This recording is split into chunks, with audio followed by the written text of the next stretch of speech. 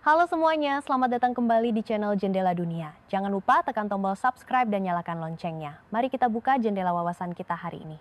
Coba deh hari ini lo iseng nyalain TV, atau kalau lo kaum mendang-mending yang males nonton TV, coba scrolling gabut di medsos lo. Pasti lo bakal nangkep narasi kalau Amerika Serikat itu masih dielu-elukan sebagai si abang jago dunia. GDP paling gede sejagat raya. Dolar masih jadi raja duit yang kita sembah, militernya juga masih kelihatan serem banget kayak bouncer klub elit. Kalau lo nonton film Hollywood Amerika itu dicitrakan kayak tanah perjanjian, tempat di mana tukang cuci piring bisa jadi miliarder, tempat semua mimpi jadi nyata. Tapi kalau lo mau sedikit aja lebih kepo, coba kopek sedikit lapisan luarnya yang kinclong itu. Lo bakal ngerasain vibes yang aneh banget, kayak ada bau bangkai ketutup parfum mahal. Amerika itu sebenarnya udah nggak sekokoh dulu. Ini bukan kayak runtuh drastis ala film Kiamat 2012, bukan juga krisis mendadak bikin jantungan kayak tahun 2008. Ini lebih kayak orang lagi jalan sempoyongan, pelan-pelan, tapi makin lama makin susah buat ditutupin kalau kakinya gemeteran. Tulangnya udah keropos, kena osteoporosis ekonomi, tapi bajunya masih branded dari atas sampai bawah.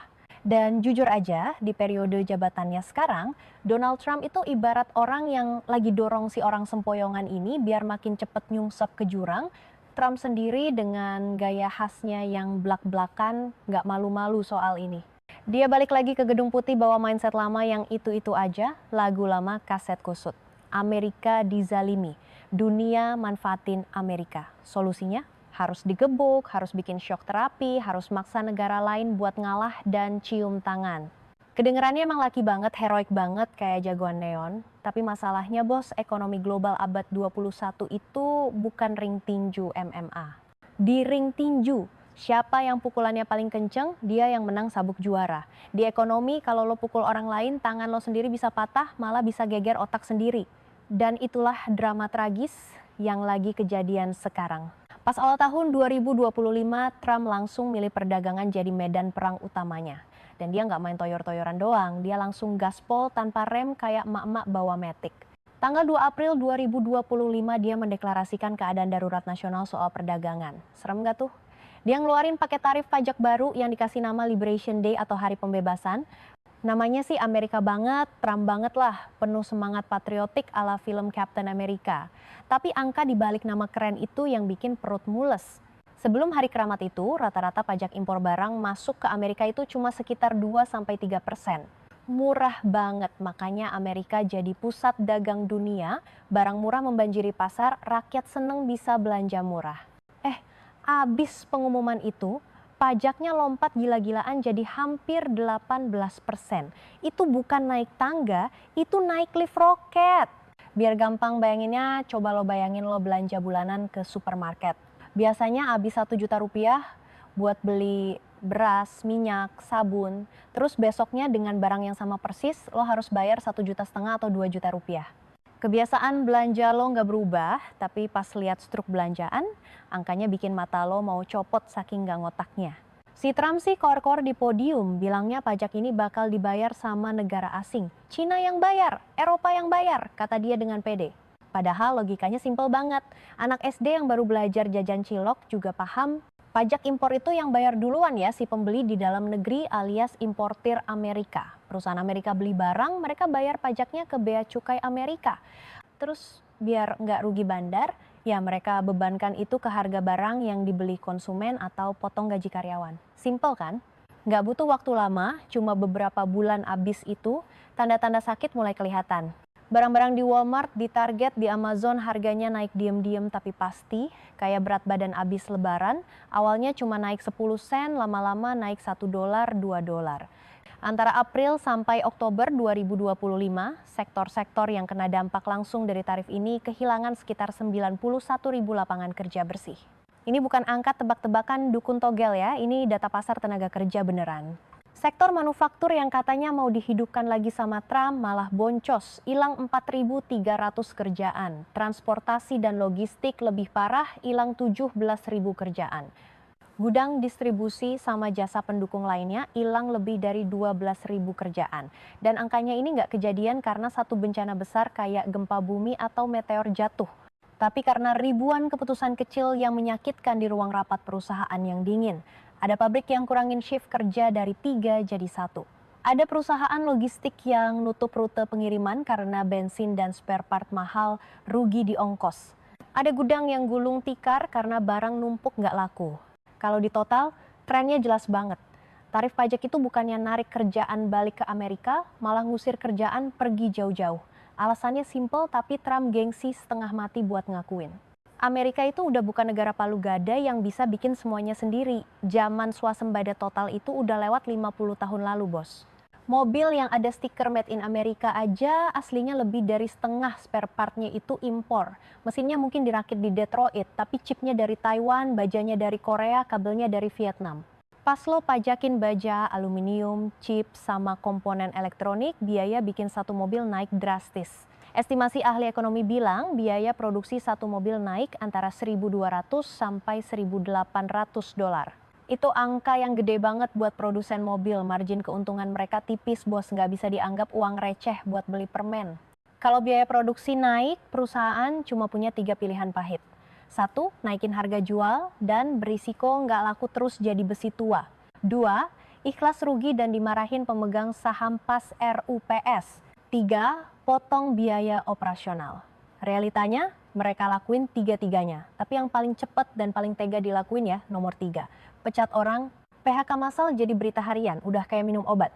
Nggak cuma perusahaan, rakyat jelata di Amerika juga mulai ngerasain dompetnya makin tipis, setipis tisu toilet.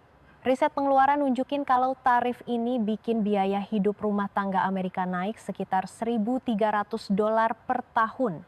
Mungkin kedengeran nggak fantastis buat orang kaya yang duitnya nggak berseri kayak Uncle Scrooge, tapi buat keluarga kelas menengah Amerika yang tabungannya pas-pasan, gali lubang tutup lubang, 1.300 dolar itu setara duit makan beberapa bulan. Itu setara bayar asuransi mobil setahun atau duit SPP anak kuliah 1 semester di community college.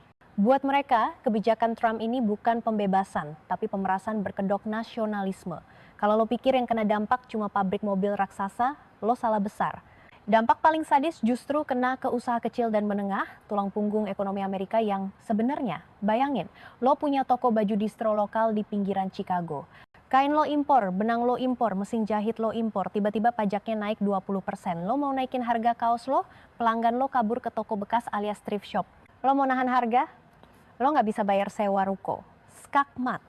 Tahun 2025 mencatat rekor penutupan usaha kecil tertinggi dalam 1 dekade. Bukan karena mereka males, bukan karena produknya jelek, tapi karena matematika bisnisnya udah nggak masuk akal. Di sisi lain, raksasa kayak Amazon atau Walmart mungkin masih bisa bertahan, napas mereka panjang, mereka punya duit banyak, mereka bisa tekan supplier sampai berdarah. Tapi usaha kecil, mereka mati kutu. Kebijakan Trump yang katanya America First, ironisnya malah jadi corporate giants first dan small business last. Yang gede makin gede, yang kecil disuruh mati. Dan ini ngerembet kemana-mana kayak kanker. Ruko-ruko kosong mulai bertebaran di jalanan utama kota-kota kecil. Kota yang tadinya hidup jadi sepi kayak kota hantu di film horor. Pajak daerah turun karena bisnis tutup, akhirnya pelayanan publik kayak sampah dan polisi juga dikurangin. Lingkaran setan kemiskinan mulai berputar kenceng banget. Tapi yang bikin para pebisnis di sana pusing 7 keliling sebenarnya bukan cuma soal duit. Duit bisa dicari, rugi bisa diganti kalau hoki. Tapi soal ketidakpastian, itu racun yang nggak ada obatnya. Dalam waktu kurang dari setahun, pemerintahan Trump udah bikin aturan, nunda aturan, revisi aturan, atau cuma sekedar ngancem mau revisi lebih dari 90 kebijakan soal dagang dan pajak. Hari ini dipajakin, minggu depan ditunda karena diprotes, bulan depan diancem lagi lewat Twitter atau X. Pusing nggak lo? Pengecualian yang udah dijaniin buat sekutu kayak Inggris atau Jepang, tiba-tiba ditarik karena Trump lagi bad mood atau kurang tidur. Coba lo bayangin jadi CEO yang mau bangun pabrik seharga 2 miliar dolar. Pertanyaan lo di rapat direksi bukan pajaknya berapa, tapi pajaknya bakal berubah lagi nggak besok pagi. Dan sama Trump jawabannya selalu sama, wallahualam, nggak ada yang tahu. Tergantung suasana hati sang presiden pas bangun tidur dan lihat HP. Kalau nggak ada yang tahu apa yang bakal kejadian, orang pinter bakal milih buat wait and see. Dan kalau satu negara ekonominya pada nunggu, investasi jadi macet total. Duit triliunan dolar cuma diem di bank, berdebu, nggak diputer, nggak jadi pabrik, nggak jadi lapangan kerja. Tahun 2025, pertumbuhan investasi manufaktur Amerika jatuh di bawah 2%. Padahal beberapa tahun sebelumnya, pasca pandemi, sempat tembus di atas 10%. Ini bukan karena mereka nggak punya duit, kas perusahaan Amerika itu melimpah ruah. Tapi karena mereka nggak punya kepercayaan, kepercayaan itu mahal bro. Dan Trump membakarnya kayak bakar sampah di pekarangan belakang. Nah, kalau soal dagang itu ibarat luka luar kayak lecet-lecet, sekarang kita bedah penyakit dalamnya yang lebih mengerikan, stadium lanjut. Ada satu bom waktu yang jarang dibahas di berita mainstream karena terlalu serem kalau diomongin commercial real estate alias properti komersial. Lo tahu kan budaya kerja di Amerika berubah banget abis pandemi. Orang lebih suka kerja dari rumah atau WFH sambil pakai celana pendek. Gedung-gedung pencakar langit di New York, San Francisco, Chicago banyak yang kosong melompong. Tingkat kekosongan kantor mencapai rekor tertinggi dalam sejarah. Masalahnya gedung-gedung itu dibangun pakai duit utang bank, bukan duit nenek moyang. Para pemilik gedung ini ngutang ke bank daerah atau regional banks. Sekarang penyewa nggak ada, duit sewa seret. Sementara itu bunga bank naik gila-gilaan gara-gara kebijakan The Fed buat lawan inflasi yang diperparah sama tarifnya Trump tadi. Ini skenario kiamat buat sektor properti. Tahun 2025, gelombang gagal bayar atau default mulai meledak. Bukan cuma 1-2 gedung, tapi ratusan gedung perkantoran bernilai triliunan dolar terancam disita bank. Dan coba tebak plot twistnya, banknya juga nggak mau nyita. Buat apa bank punya gedung kosong yang biayanya mahal, bayar listrik mahal, tapi nggak ngehasilin duit sepeser pun? Ini bikin neraca keuangan bank-bank Amerika merah padam, berdarah-darah. Lo inget krisis Silicon Valley Bank? Bayangin itu kejadian lagi, tapi kali ini menimpa ratusan bank kecil di seluruh Amerika secara serentak. Sistem perbankan Amerika gemetar hebat kayak kena gempa 9 skala Richter. Trump reaksinya gimana? Alih-alih nyari solusi struktural, dia malah neken The Fed atau bank sentral buat nurunin bunga secara paksa. Turunin bunga, cetak duit lagi, teriak dia. Padahal kalau bunga diturunin pas inflasi lagi tinggi, itu sama aja nyiram bensin ke kebakaran rumah. Harga barang bakal makin terbang, dolar bakal makin gak ada harganya, jadi kertas tisu mahal. Tapi Trump gak peduli jangka panjang, dia cuma mau pasar saham hijau hari ini. Dia mau headline berita besok pagi bagus buat egonya. Di sisi lain, utang negara resmi jadi monster Frankenstein yang gak terkendali. Tahun 2025, total utang federal Amerika tembus 38 triliun dolar. Angka nolnya kebanyakan sampai kalkulator HP lo error kalau mau ngitung. Ini setara 120% lebih dari GDP mereka. Tapi yang paling serem bukan total utangnya, tapi bunga yang harus dibayar. Duit bunga yang harus dibayar pemerintah Amerika tiap tahun sudah nyentuh 880 miliar dolar. Asal lo tahu, angka ini udah ngalahin anggaran militer mereka yang sekitar 810 miliar dolar. Coba resapi kalimat ini pelan-pelan, Amerika ngeluarin duit lebih banyak buat bayar bunga ke orang kaya dan negara asing daripada buat biayain tentara, kapal induk, dan jet tempur kebanggaan mereka. Konyol kan? Negara superpower yang katanya paling kuat sekarang jadi budak utangnya sendiri. Dan Trump bikin ini makin runyam dengan motong pajak orang kaya tapi nggak ngurangin pengeluaran. Defisit anggaran makin lebar, utang makin numpuk, bunga makin nyekek. Lembaga rating utang internasional mulai pasang bendera kuning. Kalau peringkat utang Amerika turun lagi atau downgrade, biaya ngutang bakal makin mahal. Dan kalau itu kejadian, Amerika bakal masuk ke death spiral atau pusaran kematian ekonomi.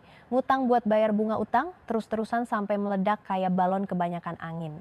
Oke, kita udah ngomongin angka-angka makro yang bikin pusing kepala. Sekarang kita turun ke jalanan, masuk ke rumah-rumah, dan lihat apa yang sebenarnya dirasain sama rakyat Amerika, terutama anak mudanya. Ada istilah baru yang ngetren banget di kalangan Gen Z dan milenial Amerika tahun 2025, doom spending. Apa itu? Simpelnya gini, mereka belanja barang mewah, beli kopi mahal tiap hari, liburan hedon, bukan karena mereka kaya raya, tapi karena mereka udah nyerah, mereka udah hitung-hitungan, mau nabung sampai mampus pun, makan mie instan tiap hari pun, mereka nggak bakal kebeli rumah. Harga properti di Amerika udah gila, udah nggak masuk akal sehat manusia. Dulu zaman kakek nenek mereka atau yang sering disebut boomers, kerja jadi kasir atau buruh pabrik aja bisa beli rumah, punya mobil 2, anak 3, hidup tenang. Sekarang gaji $100.000 setahun di kota besar kayak New York atau Los Angeles itu rasanya kayak gaji UMR Jakarta. Cuma numpang lewat buat bayar sewa apartemen sempit yang baunya apek. Suku bunga KPR atau mortgage di era Trump melonjak gara-gara inflasi. Rata-rata bunga KPR tembus 7-8%. Buat beli rumah standar, cicilannya bisa makan separuh gaji bersih. Akibatnya, kepemilikan rumah di kalangan anak muda anjlok ke titik terendah. Gen Z Amerika ngerasa dikhianati sama sistem. Mereka dibilangin belajar yang rajin, kuliah, kerja keras, nanti sukses. Realitanya, mereka lulus kuliah bawa utang, cari kerja susah, harga rumah selangit. Trump datang jualan janji manis Make America Great Again. Tapi buat anak muda, great itu cuma buat orang tua yang udah punya aset. Buat anak muda, masa depan itu gelap gulita. Ini bahaya banget, bos. Ekonomi itu butuh optimisme. Kalau satu generasi udah pesimis, udah males nikah, males punya anak, males nabung, siapa yang bakal ngegerakin ekonomi 10 atau 20 tahun lagi? Amerika lagi ngadepin krisis demografi yang dipercepat sama krisis biaya hidup. Dan Trump dengan fokusnya ke pemotongan pajak korporasi seolah tutup mata sama derita generasi penerus ini. Dia sibuk nyenengin investor saham, tapi lupa kalau pondasi bangsa itu ada di harapan anak mudanya. Kalau lo pikir masalahnya cuma susah beli rumah, tunggu dulu.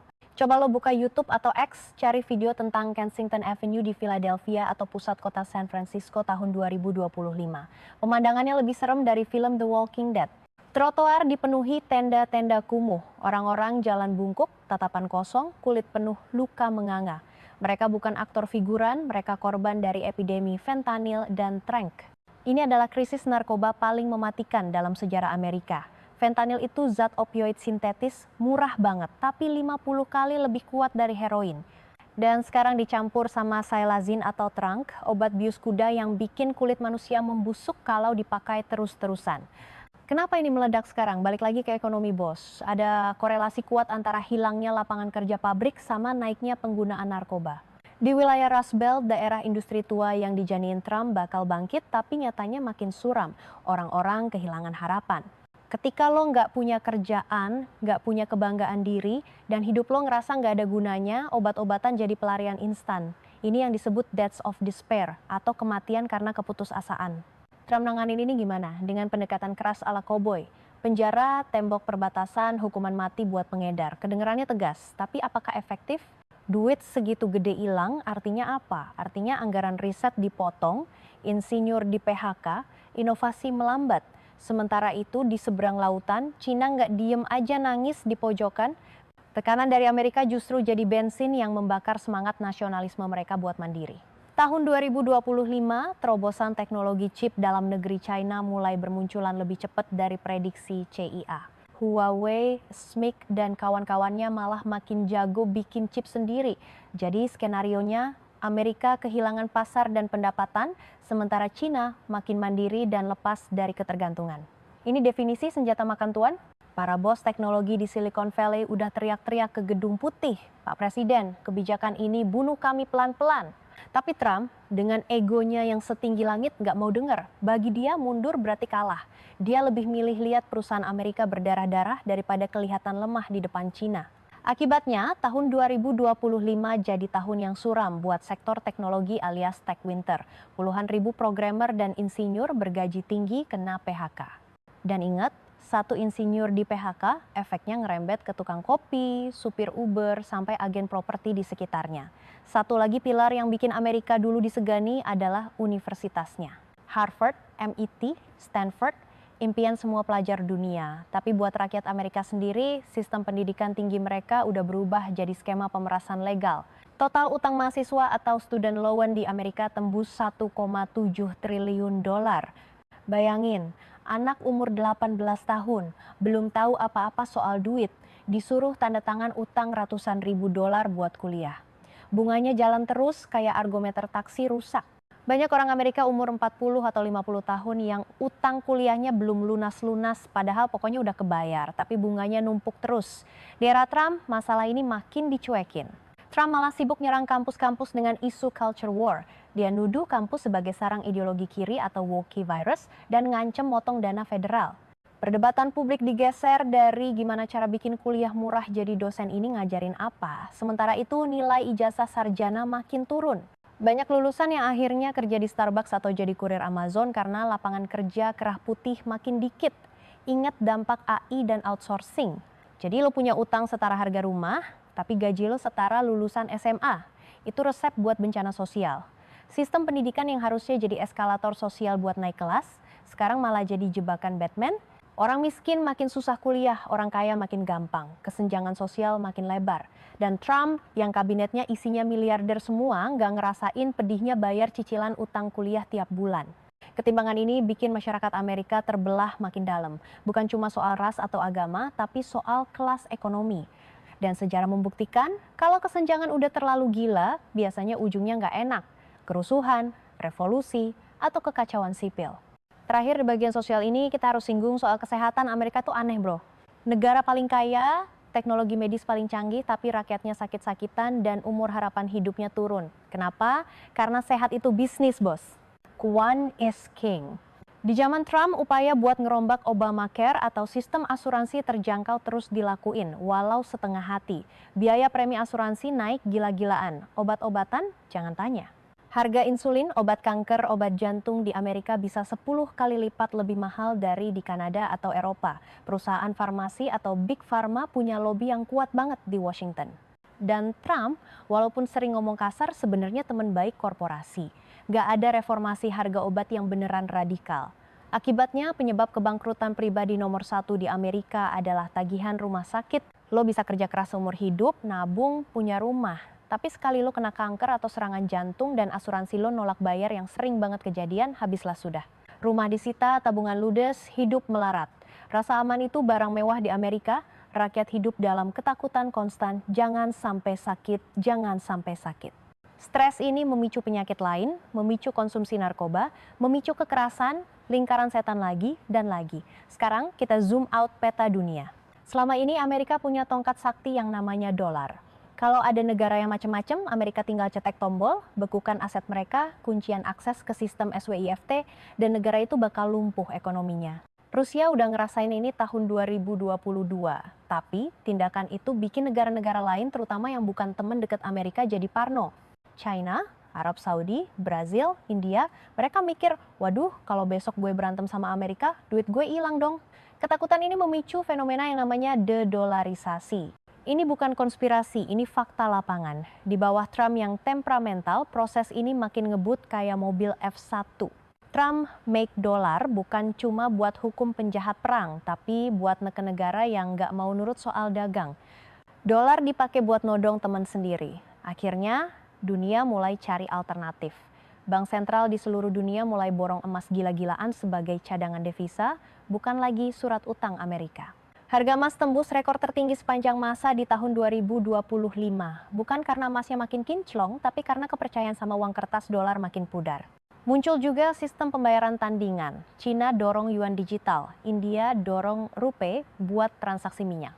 Blok ekonomi BRICS atau Brazil, Rusia, India, China, South Africa, plus anggota barunya kayak Iran dan Mesir makin solid. Mereka sekarang nguasain porsi GDP global yang lebih gede daripada G7 pimpinan Amerika. Ini adalah pergeseran tektonik sejarah bos. Selama 80 tahun, dolar adalah raja. Sekarang tahta raja itu mulai goyang. Pas permintaan dolar turun, nilai dolar jangka panjang bakal tergerus. Dan pas dolar balik ke kandangnya di Amerika, itu bakal micu hiperinflasi di dalam negeri Amerika sendiri. Trump mungkin ngerasa hebat bisa sanksi sana-sini, tapi sebenarnya dia lagi gergaji dahan pohon tempat dia duduk. Selain ekonomi, Trump juga terkenal dengan slogan America First-nya yang sebenarnya berarti America Alone. Dia nggak suka aliansi. Dia nganggep NATO itu cuma sekumpulan negara parasit yang numpang aman sama militer Amerika. Di periode ini dia mulai beneran narik pasukan dan dukungan. Ukraina ditinggal, Eropa disuruh jaga diri sendiri. Timur Tengah dibiarin chaos asal harga minyak aman. Dunia jadi hutan rimba tanpa polisi. Kekosongan kekuasaan ini langsung diisi sama pemain lain. Cina makin agresif di Laut Cina Selatan dan Taiwan. Rusia makin pede di Eropa Timur. Konflik-konflik lokal meledak karena nggak ada lagi yang takut sama Pak Polisi Amerika. Buat bisnis global ini mimpi buruk. Rantai pasok atau supply chain butuh keamanan jalur laut. Kalau jalur laut nggak aman, biaya asuransi kapal naik, harga barang naik. Ketidakstabilan geopolitik ini bikin harga energi seperti minyak dan gas jadi fluktuatif banget. Naik turun kayak yoyo. Dan siapa yang paling menderita kalau harga energi naik? negara berkembang importir minyak, termasuk Indonesia. Nah, sekarang kita masuk ke bagian paling penting. Bang, apa urusannya Amerika bangkrut sama gue yang makan di warteg? Banyak bro, efeknya nampol banget sampai ke piring nasi lo. Pertama, nilai tukar rupiah. Pas ekonomi Amerika kacau tapi suku bunganya tinggi karena inflasi, dolar bakal pulang kampung alias capital outflow. Investor asing bakal nyabut duitnya dari pasar saham dan obligasi Indonesia, pindahin ke Amerika buat ngejar bunga tinggi sesaat. Akibatnya, rupiah bakal dihajar habis-habisan. Kalau rupiah melemah tembus 17.000 atau 18.000 rupiah per dolar, semua barang impor bakal naik. Lo pikir lo nggak beli barang impor? Kedelai buat tempe tahu itu impor, gandum buat mie instan anak kos itu impor, BBM atau bensin kita sebagian besar impor. Jadi Amerika yang sakit, dompet lo yang ikut demam. Harga gorengan naik, harga mie ayam naik. Kedua, ekspor kita mati. Amerika itu salah satu tujuan ekspor utama produk Indonesia, tekstil, sepatu, garmen, karet, udang. Kalau rakyat Amerika lagi kere gara-gara inflasi dan pengangguran yang kita bahas tadi, mereka bakal stop beli sepatu Nike atau baju H&M. Pabrik-pabrik sepatu di Tangerang, di Jawa Tengah, di Jawa Barat orderannya bakal sepi. Apa yang terjadi? PHK massal di Indonesia. Ribuan buruh pabrik kita bakal kehilangan kerjaan gara-gara orang Amerika nggak belanja. Ini efek domino yang nyata dan menyakitkan. Ketiga, komoditas. Harga batu bara dan nikel kita sangat bergantung sama pertumbuhan ekonomi dunia.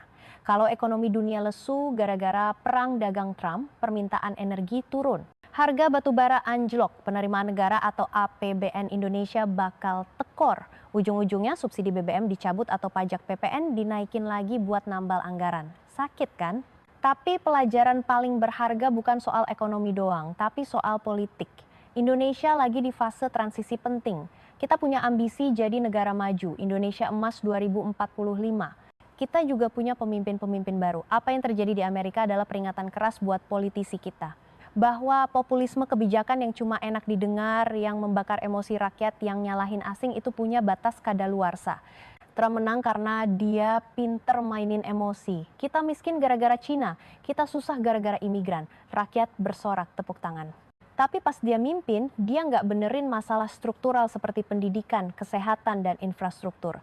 Dia malah sibuk main drama. Hasilnya, negara sekuat Amerika pun bisa keropos. Indonesia nggak boleh tergoda jalan pintas kayak gitu. Program makan gratis, program bagi-bagi duit, subsidi buta emang populer.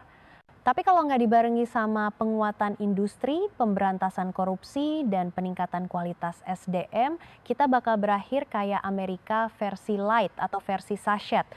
Punya utang gede, tapi rakyatnya nggak produktif. Kebijakan hilirisasi atau downstreaming yang udah kita mulai itu bagus, tapi butuh konsistensi dan kestabilan. Kalau ganti presiden, ganti aturan, investor bakal kabur kayak mereka kabur dari Amerikanya Trump. Kita butuh kepastian hukum, bukan kepastian drama. Akhir kata, cerita tentang Amerika di tahun 2025 ini bukan buat ngetawain mereka. Jujur aja, dunia masih butuh Amerika yang waras. Kalau Amerika runtuh total, puing-puingnya bakal nimpain kita semua. Tapi, kita harus realistis. Matahari hegemoni Amerika emang lagi condong ke barat, mau terbenam. Cahaya silaunya udah mulai redup. Dunia lagi bergerak menuju multipolar, banyak kutub kekuatan. Ada Cina, ada India, ada Eropa, ada Global South. Indonesia harus pinter-pinter main surfing di antara ombak-ombak gede ini. Politik bebas aktif kita bakal diuji sekeras-kerasnya. Jangan sampai kita kegeret arus perang dagang. Jangan sampai kita kejebak utang yang nggak produktif. Buat lo, anak muda Indonesia yang lagi nonton video ini, jangan cuma bengong lihat berita. Siapin diri lo. Dunia ke depan bakal lebih keras, lebih kompetitif, dan lebih nggak pasti. Ijazah doang nggak cukup, lo butuh skill. Rupiah doang nggak cukup, lo butuh aset lain seperti emas atau investasi real. Jangan gampang kemakan janji manis politisi yang nawarin solusi gampang. Ingat Donald Trump, dia nawarin kehebatan tapi dia ngasih kekacauan. Sejarah nggak pernah bohong, Imperium Romawi nggak runtuh dalam semalam. Mereka runtuh karena mereka lupa ngerawat pondasi rumah mereka sendiri sambil sibuk perang di luar. Amerika lagi ngalamin hal yang sama. Pertanyaannya, apakah Indonesia bakal belajar dari kesalahan si Abang Jago atau kita malah bakal nyusul masuk ke jurang yang sama? Jawabannya ada di tangan kita. dan di kertas suara yang kita coblos di pemilu-pemilu mendatang. Sekian breakdown panjang lebar kali ini. Kalau lo ngerasa konten ini daging semua, jangan lupa share ke temen lo yang masih mikir Amerika itu surga dunia, biar mereka melek. Gue cabut dulu, peace out.